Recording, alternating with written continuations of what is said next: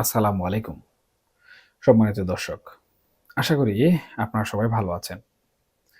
দেশের রাজনীতির মাঠ এখন বেশ সরগরম। আর এই উত্তাপের আঁচ শুধু আমাদের দেশের ভেতরেই সীমাবদ্ধ নেই, ছড়িয়ে পড়েছে প্রতিবেশী দেশ ভারত পর্যন্ত।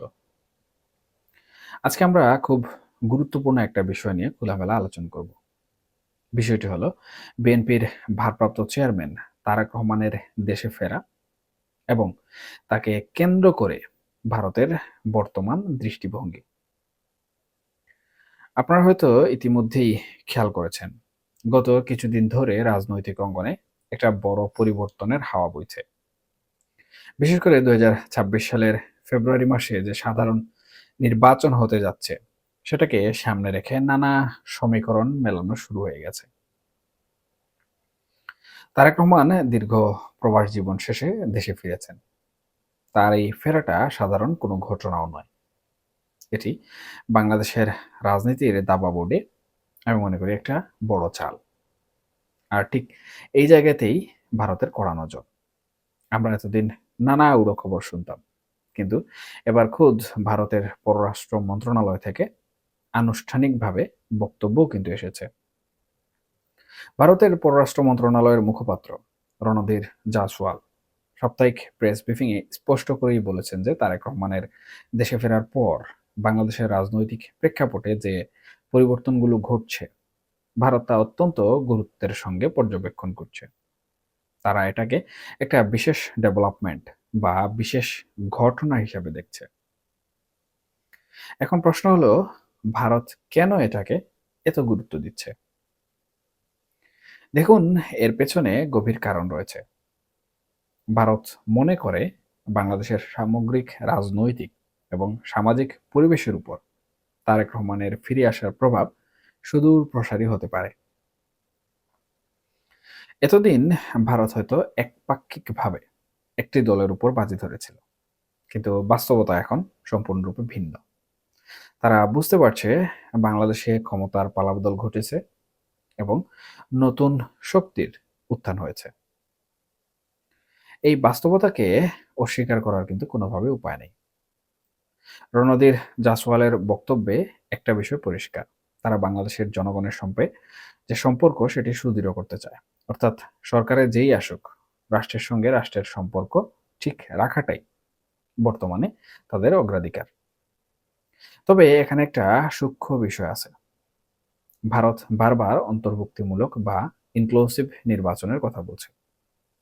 এই অন্তর্ভুক্তিমূলক শব্দটির কূটনৈতিক অর্থ বেশ গভীর। এর মানে হলো তারা চায় নির্বাচনে সব দলের অংশগ্রহণ থাকুক। এখন সব দল বলতে তারা কি আওয়ামী লীগ এবং তাদের শরিক ১৪ দলের কথা বোঝাচ্ছে? বর্তমান পরিস্থিতিতে আওয়ামী লীগ নির্বাচনে অংশ নিতে পারবে কিনা সেটা একটা বড় প্রশ্ন। কারণ দলটির শীর্ষ নেতারা পলাতক, জনরোষ তুঙ্গে এবং তাদের সাংগঠনিক কাঠামো ভেঙে পড়েছে। কিন্তু ভারত তাদের পররাষ্ট্র নীতি অনুযায়ী সব পক্ষকে নিয়ে একটা স্থিতিশীল নির্বাচনের আহ্বান জানিয়ে যাচ্ছে। আরেকটি বিষয় নিয়ে ভারত তাদের গভীর উদ্বেগের কথাও কিন্তু জানিয়েছে, আর তা হলো বাংলাদেশে সংখ্যালঘু সম্প্রদায়ের নিরাপত্তা। আপনারা জানেন, সাম্প্রতিক সময়ে রাজবাড়ীতে অমৃত মণ্ডল এবং ময়মনসিংহে দীপুচন্দ্র দাস নামের দুজন হিন্দু যুবক হত্যাকাণ্ডের শিকার হয়েছেন। এই ঘটনাগুলো নিয়ে ভারত বেশ কড়া ভাষায় কিন্তু ইতিমধ্যে নিন্দা জানিয়েছে। তাদের পররাষ্ট্র মন্ত্রণালয়ের তথ্য মতে বর্তমান অন্তর্বর্তীকালীন সরকারের সময়ে নাকি সংখ্যালঘুদের উপর প্রায় ২৯০০ বা তার বেশি সহিংসতার ঘটনা ঘটেছে। এর মধ্যে হত্যা, অগ্নিসংযোগ এবং জমি দখলের মতো গুরুতর অভিযোগ রয়েছে। ভারত বলছে সংখ্যালঘুদের প্রতি এই অবিরাম শত্রুতা অত্যন্ত উদ্বেগজনক এবং তারা দোষীদের দৃষ্টান্তমূলক শাস্তি চায়। আমরা যারা বাংলাদেশের সাধারণ নাগরিক, আমরাও কিন্তু ঠিক একই কথা বলতে চাই। ধর্মবর্ণ নির্বিশেষে প্রতিটি মানুষের নিরাপত্তা নিশ্চিত করা রাষ্ট্রের দায়িত্ব। কোনো হত্যাকাণ্ড বা নির্যাতনকে আমরা কোনোভাবেই কিন্তু সমর্থন করি না। অপরাধী যে দলের বা যে মতেরই হোক, তাকে আইনের আওতায় আনতে হবে। কারণ দেশে যদি সাম্প্রদায়িক সম্প্রীতি না থাকে, তাহলে স্থিতিশীলতা আসবে না। আর অস্থিতিশীল বাংলাদেশ কারো জন্যই কাম্য নয়। যা আমাদের জন্য কাম্য নয়, না আমাদের প্রতিবেশীর জন্য কাম্য নয়। এবার আসি রাজনীতির মূল সমীকরণে। অনেকে প্রশ্ন করছেন, আওয়ামী লীগ কি আগামী নির্বাচনে তাহলে থাকবে, নাকি বিএনপি একাই তাদের যে রাজনীতির মাঠ রয়েছে, নির্বাচনের মাঠ রয়েছে, সেখানে দাপিয়ে বেড়াবে? বাস্তবতা হলো, আওয়ামী লীগ তাদের নিজেদের রাজনৈতিক ভুলের কারণেই আজ খাদের কিনারায়। তারা যদি মনে করে ভারত তাদের আবারও ক্ষমতায় বসিয়ে দেবে, তাহলে সেটা হবে তাদের রাজনৈতিক নির্বুদ্ধিতা। ভারতের অফিসিয়াল স্টেটমেন্টগুলো বিশ্লেষণ করলে বোঝা যায়, বর্তমান সময়ে তারা কোনো নির্দিষ্ট দলকে ক্ষমতায় বসাতে ব্যস্ত নয়, বরং তারা তাদের নিজেদের স্বার্থ এবং আঞ্চলিক নিরাপত্তা নিয়ে ব্যাপকভাবে চিন্তিত। এখানেই কিন্তু চলে আসে জঙ্গিবাদের প্রসঙ্গটা। আমরা যারা একটু গভীরভাবে চিন্তা করি, তারা বুঝি যে রাজনীতিতে শূন্যস্থান বা ভ্যাকুয়াম রাখা যায় না। যদি প্রধান রাজনৈতিক দলগুলো যেমন বিএনপি মাঠে না থাকে বা তাদের জায়গা করে দেয়া না হয়, তাহলে সেই শূন্যস্থান আসলে কারা পূরণ করবে? ইতিহাস বলে, রাজনৈতিক শূন্যতা তৈরি হলে সেখানে উগ্রবাদী বা জঙ্গিবাদী গোষ্ঠী মাথাচাড়া দিয়ে ওঠে। এটা বাংলাদেশের জন্য যেমন ভয়ের, ভারতের জন্য তেমন ততোধিক ভয়ের। তারেক রহমানের ফিরে আসা এবং বিএনপির রাজনীতিতে সক্রিয় হওয়াটাকে তাই অনেকে ইতিবাচক হিসেবেই দেখছেন। কারণ বিএনপি যদি মূলধারার রাজনীতিতে সক্রিয় থাকে, তাহলে উগ্রবাদী শক্তিগুলো কোণঠাসা হয়ে থাকবে। একটি গণতান্ত্রিক রাজনৈতিক দল ক্ষমতায় থাকলে জবাবদিহিতার জায়গা থাকে, কিন্তু কোনো অদৃশ্য শক্তি বা উগ্রবাদী গোষ্ঠী মাথাচাড়া দিলে সেটা নিয়ন্ত্রণ করা বেশ কঠিন কাজ। তাই আগামী 12 ফেব্রুয়ারি বা যখনই নির্বাচন হোক, সেখানে যদি বিএনপি বড় ব্যবধানে জয়লাভ করে বা একপাক্ষিক নির্বাচনও হয়, তবুও দেশের মঙ্গলের স্বার্থে সেটা মেনে নেওয়াটাই হয়তো এখন শ্রেয়। কারণ বিকল্প কি? বিকল্প হলো অরাজকতা এবং জঙ্গিবাদের উত্থান। আমাদের মনে রাখতে হবে, ভারত তাদের বর্ডারের নিরাপত্তা নিয়ে চিন্তিত। তারা চায় না বাংলাদেশে এমন কোনো পরিস্থিতি তৈরি হোক বা তাদের সেভেন সিস্টার্স বা পূর্বাঞ্চলীয় রাজ্যগুলোতে অস্থিরতা দেখা দিক।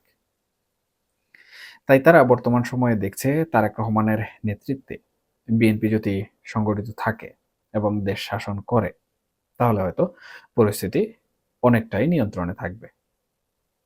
এ কারণেই তারেক রহমানের প্রত্যাবর্তনকে তারা নেতিবাচক না বলে বিশেষ ডেভেলপমেন্ট হিসেবে আখ্যায়িত করছে।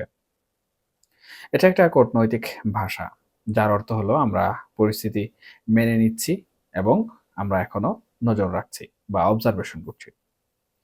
আওয়ামী লীগের তৃণমূলের কর্মীদের জন্য এখানে একটা শিক্ষার বিষয় আছে। তারা এতদিন ভাবতো ভারত মানেই আওয়ামী লীগ, আর আওয়ামী লীগ মানেই ভারত। কিন্তু আন্তর্জাতিক সম্পর্ক আবেগের উপর চলে না, চলে স্বার্থের উপর। ভারত যখন দেখছে বাংলাদেশ আওয়ামী লীগের গ্রহণযোগ্যতা তলানিতে এবং বিএনপি এখন প্রধান শক্তি, তখন তারা বিএনপির সাথেই কাজ করার আগ্রহ দেখাবে, এটাই স্বাভাবিক। তাই যারা এখনো অন্ধের মতো ভারত বিরোধিতা বা ভারত প্রীতির বুলি আওড়াচ্ছেন, তাদের মগজটা একটু খুলে ঘষা মাজা করে তারপর চিন্তা করা উচিত। সামনের দিনগুলো বাংলাদেশের জন্য অত্যন্ত গুরুত্বপূর্ণ।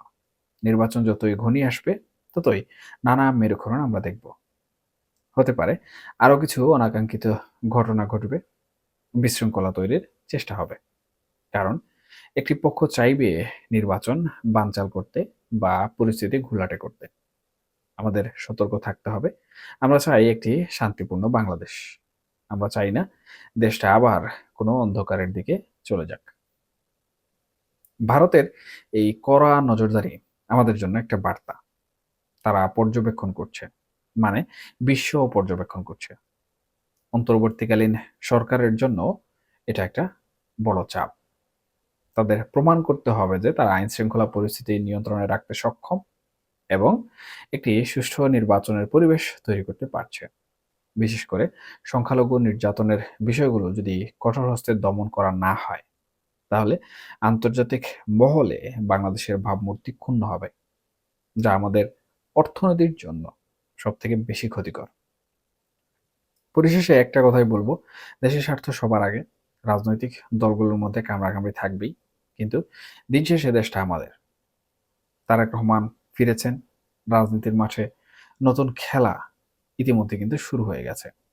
ভারত তাদের স্বার্থ দেখবে, আমেরিকা তাদের স্বার্থ দেখবে, কিন্তু আমাদের দেখতে হবে আমাদের স্বার্থ।